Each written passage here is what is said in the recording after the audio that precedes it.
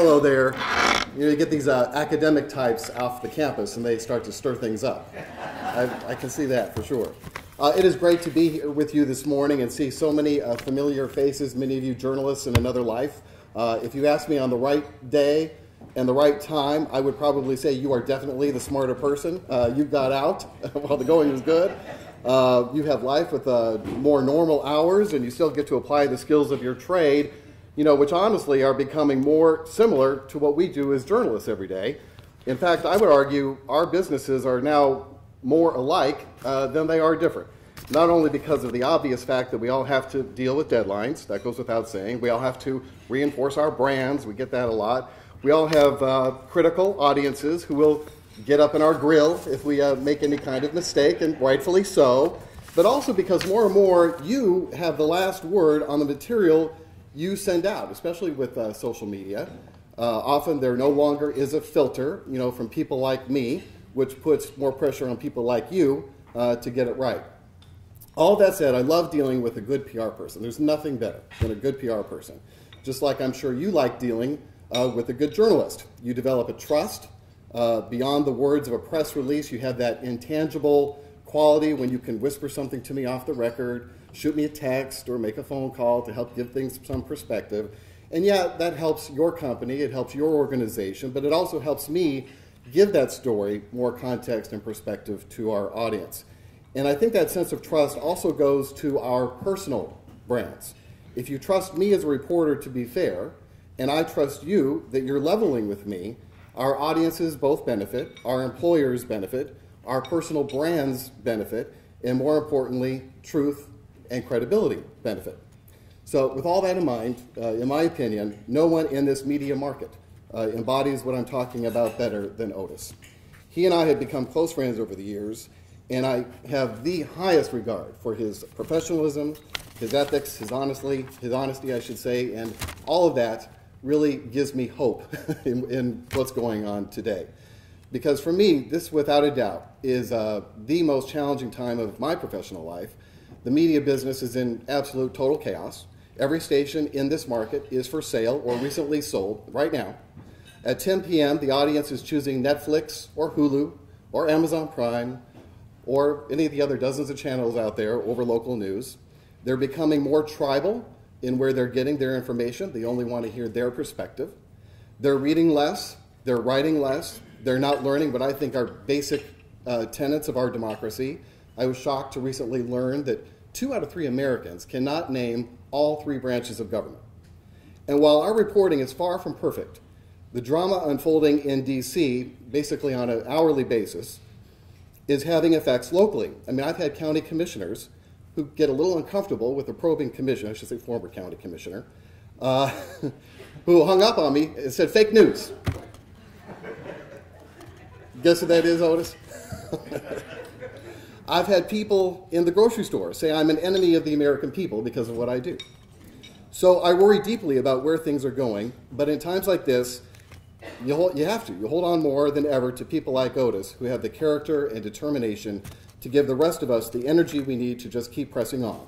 He's steady and resilient, not out of ego, but out of a passion for what he does. In fact, I would argue in these times, if you're a survivor of the news business, with all of what's going on, it's because you have a passion, you have a calling for it.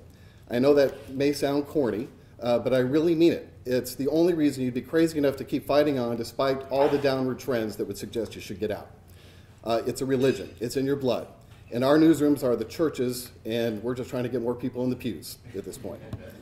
So given the state of things, what do you do when consultants tell you to keep going for the low-hanging fruit? Chase the shootings that often only impact the person who got shot in the big toe. Well, when you're in last place, you make a decision to chase the viewer who's tired of the nightly dose of blood and guts, crime all the time, and stick to a notion that there are people who expect more out of their local coverage. Maybe you can win back the informed viewer who's given up on local news, and there are a lot of them. That's why one of the happiest days of my career was last April, when Otis decided to switch stations and bring his reputation. You see, you're not the only one who can recruit Otis. His brand, his institutional knowledge, coming to Local 24 was just a fantastic day. good news organizations should be willing to take 90 seconds a day, just 90 seconds a day, as we do at 5 p.m. every night, and offer a well-reasoned editorial position.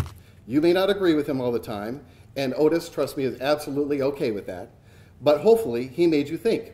He does it with a gift for writing that has taken him out of the Mid-South, as was mentioned, to Detroit, to Pittsburgh, giving him a depth of perspective that makes him an even better journalist for reporting on what goes on here in the Mid-South, which he's done for decades, of course. But in a 24-hour news cycle, I think stations should carve out more time for someone with Otis's experience. That's why at least twice a week we take time out at 10 p.m. and on Sunday mornings where he's able to offer more perspective on what's going on, and he does it for us very well. Also, I wish it weren't the case, but because race is so often a focus of things here, there's this matter of Otis being black. And there is a misperception by viewers, both black and white, that you can learn everything you need to know about Otis by looking at him. Oh, how wrong that is. This Mississippi native over here has a brain and a heart, and he uses them both. It's amazing to me how often people only remember his commentaries to reinforce their opinions, because I can demonstrate he is an equal opportunity offender. No matter what their party or skin color, he absolutely loves having that unpredictable role. Not that the case needs to be made here, but I tell you all of this to say that Otis absolutely should be Communicator of the Year, if not Communicator of the Decade. In these times, with the world upside down, it seems, a good communicator penetrates all of that and makes the kind of impression that impacts everyone and makes you think. Otis does that in his work for us every day at Local 24. He does that at the Daily Memphian. He does it in the classroom at the U of M and in his bigger projects as author. And as much as he loves communicating, he loves his family more. He's so proud of his kids, his wife Elaine's ministry, and they're so proud of him. His daughter, who you're going to meet shortly, Mary Elizabeth, recently came by for a tour of the station, and she was just beaming with pride. And don't ever try to feed Otis any cheese with Elaine around, because she won't let you do it. Otis is a blessing in my life. He is a blessing in the lives of his viewers and his readers, and he is a blessing to the Mid-South, and I congratulate him on being Communicator of the Year, and that is my point of view.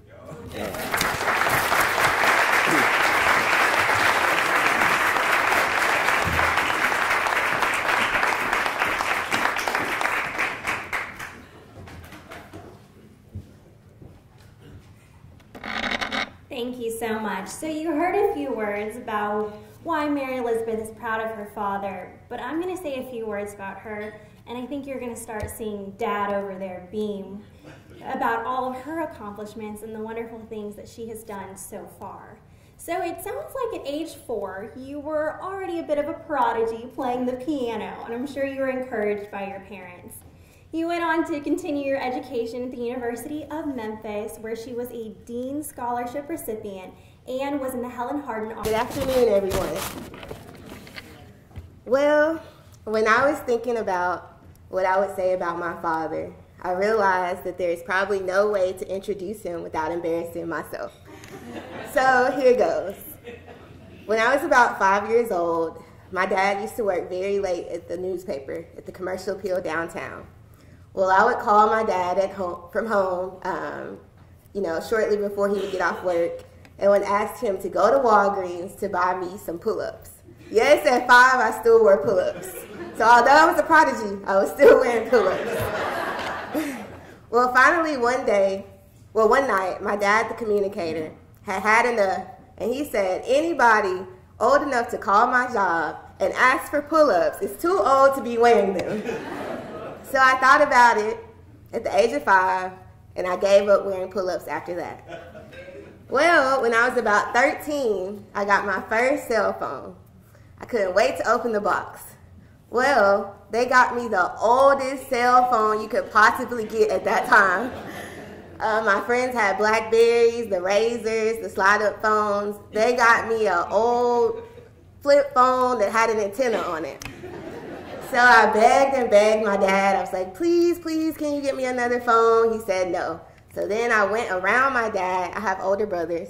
And I tried to get a phone plan set up with my older brother, who turned around and snitched on me to my dad. And of course, my dad, the communicator, said, let's see what you think about no cell phone. Y'all, he was serious. I lost my phone for 6 months, but I did survive. And now, at the age of 23, I recently passed the Tennessee bar, just got my first job, got a new apartment. My mom and dad were very proud, to say the least. But my dad, the communicator, said, okay, you're out on your own, you're grown, time to start paying bills. I was thinking, Dad, seriously? I just passed the bar, just got a job, give me a break. But seriously, my dad has always been a person who doesn't mince words. He says what he means, and he means what he says. Whether it's a mandate to his kids, a lecture in the classroom, a commentary on TV, radio, social media, newspaper, or a face-to-face forum, my dad is in fact a communicator. For over 40 years, he has communicated fact and truth in a world that is plagued by what some call alternative facts. My dad sets the bar high for everybody around him because he believes that everyone should strive to achieve the ethical balance that demands truth and accuracy from us all. He is a man of honesty, truthfulness, and integrity. If he says it, it is because he believes it, and it is his point of view. He's my dad, the communicator, Otis Sanford.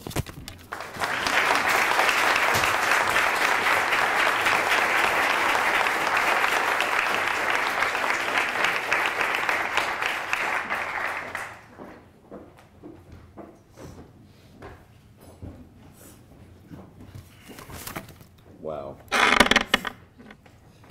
There's really not a whole lot left to say. That was very good, Mary Elizabeth. Thank you so very much. And good afternoon to each and every one of you. I think it's safe to say right now that the operative word for me is overwhelmed. Despite the name associated with this very prestigious award, I find it very difficult right now to communicate at this moment just how humble and honored I am to be recognized in this way. So the best and most direct thing I can possibly say to this wonderful group is thank you. This means more to me than you can imagine. And I appreciate everyone at the PRSA Memphis chapter for this award, especially new chapter president Rebecca Greer, past president Sarah Sherlock. I want to also thank Haley Grossman, and of course my former CA co-worker, Peggy Reiser, who sort of taught me and walked me through this day. Thank you so very much. I am particularly honored to join the ranks of many other very outstanding previous communicators of the year.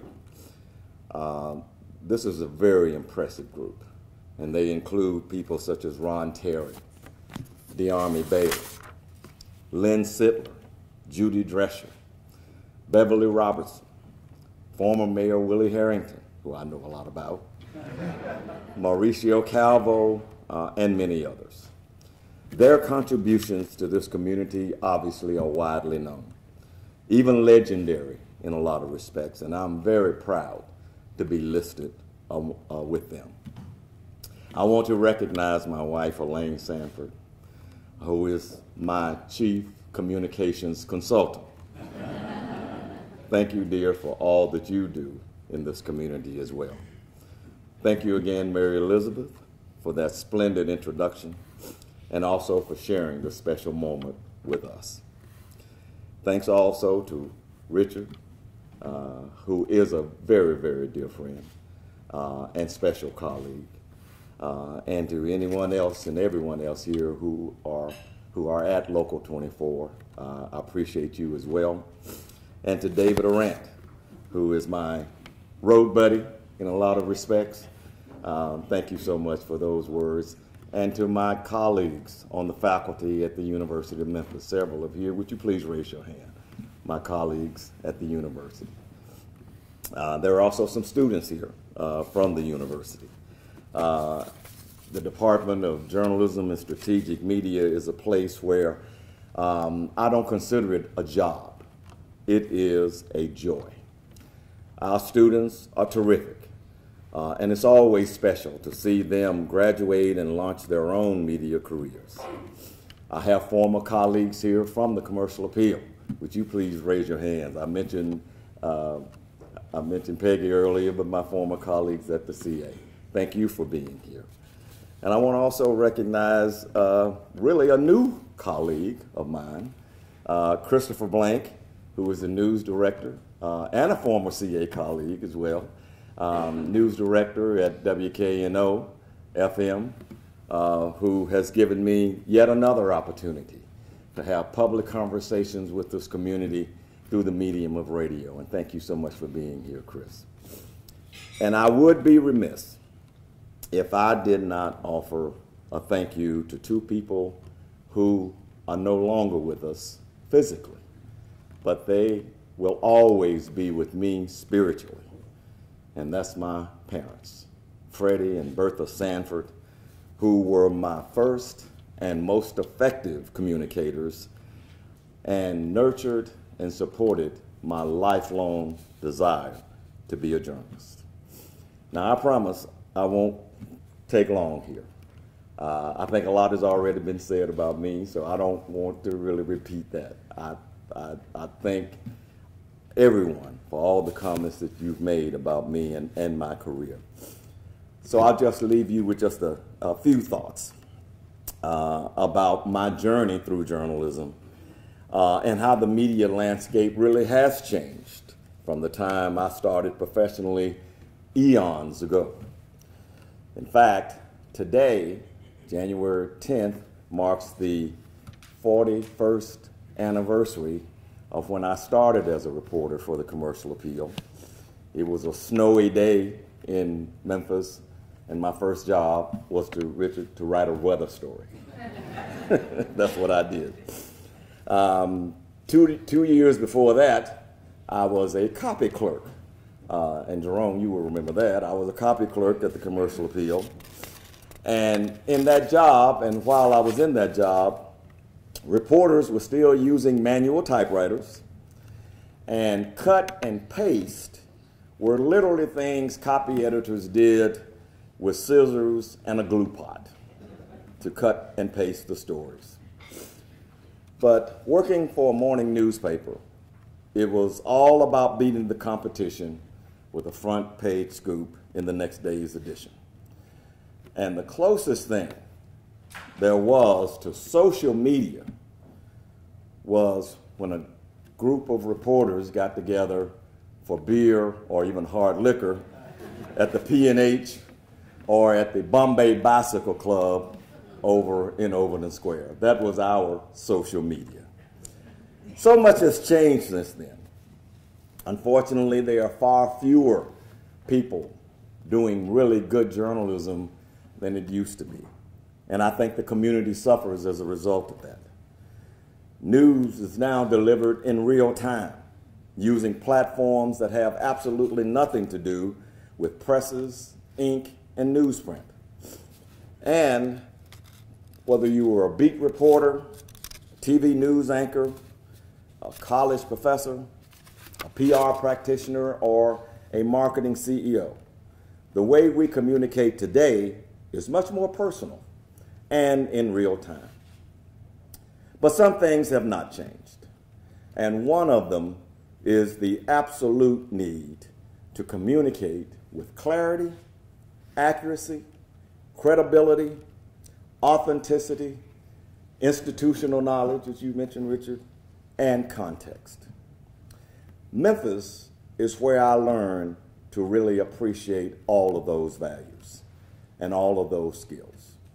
Whether it was covering a high-profile federal trial, a major election, or just writing a special obituary, Memphis has always been and remains one of the most newsiest towns in America. And mostly we can thank our politicians for that. But during my extensive research that I did a few years back for the book, From Boss Crump to King Willie, I rediscovered how fortunate we all are to live in a city with such rich political and social history.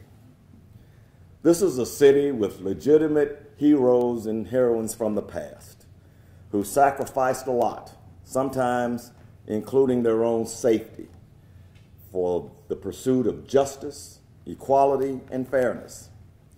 This is also a city with plenty of compassion, a whole lot of soul, and yes, today, grit and grind.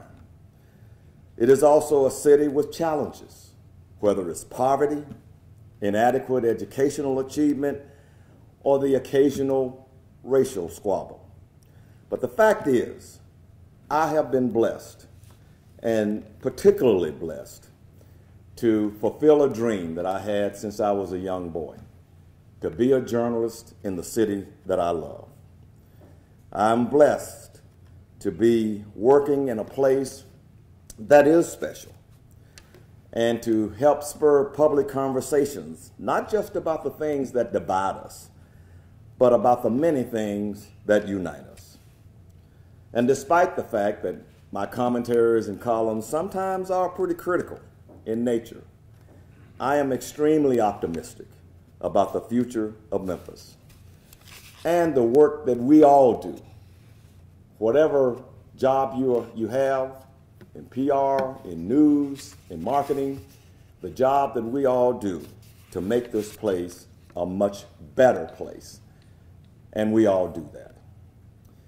Finally, let me state the obvious.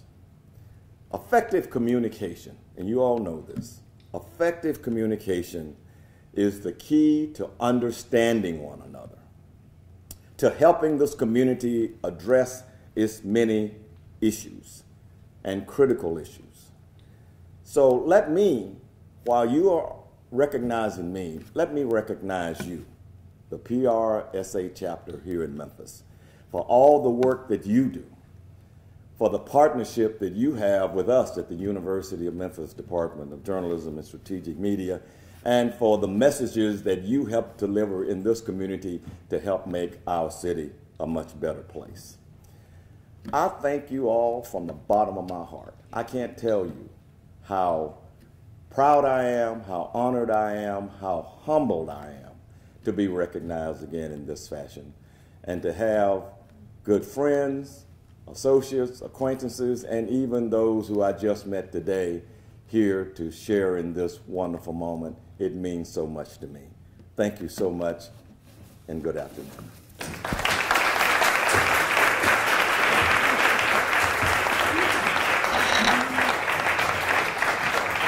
We have one thing left to do, and that's to give the hardware. Otis, we trust you, we respect you, and we thank you for being the guardian of the city. Thank you, sir.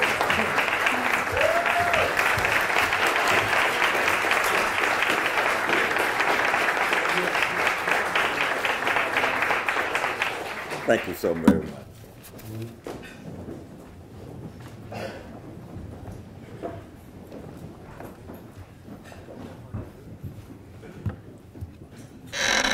So many different heights of people. Hi guys, I'm Kim Sparrows-Rossi. I am a director on the board this year, and I just want to thank you guys all for coming. It's so good to see so many old friends and new friends here. I want to thank Otis, obviously, for everything everyone has said today. I want to thank Richard and David and Mary Elizabeth on behalf of the organization. And I really want to thank the new board for PRSA. If you're on the 2019 Memphis chapter board, please stand up.